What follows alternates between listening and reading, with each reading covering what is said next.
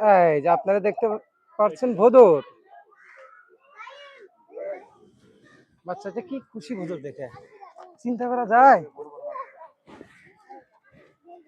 ভোদর একটু অল্পই দেখেন। আই রে ভোদর ফিরে কি যেন একটা কবিতা আছে, আচ্ছা ভুলে গেছি, সমস্যা নাই।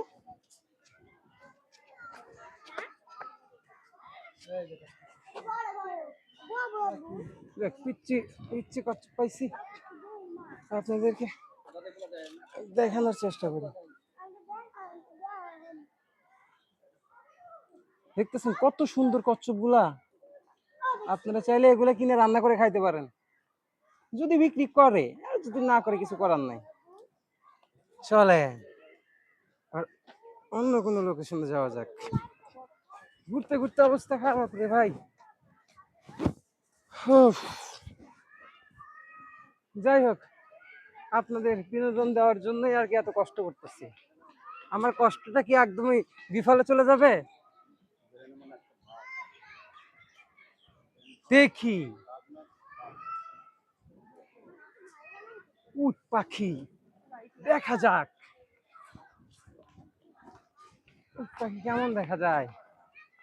আপনারা হয়তো অনেকেই দেখছেন বা দেখেন নাই, আমি তো দেখি না, এই জন্যই আসতে দেখতে। ওই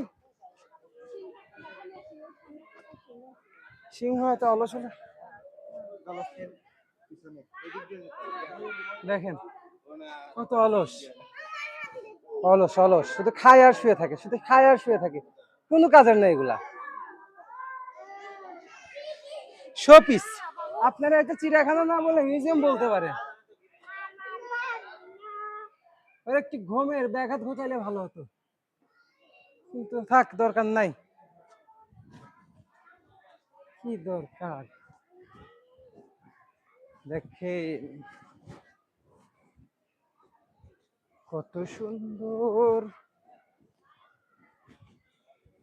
কই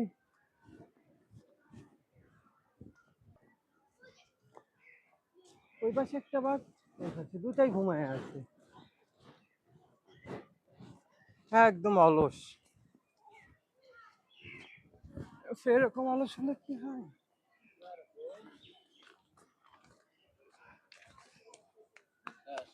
হ্যাঁ চলেন,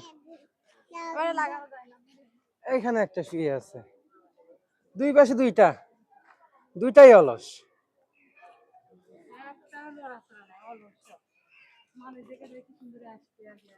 আগে আগে এসে আপনার খায় ফেলবে, তাই না? আপনারা যদি নাই খাই কেমন হবে? চলেন আসেন, হ্যাঁ ওই পাশে যাই, এই পাশে দেখি, হ্যাঁ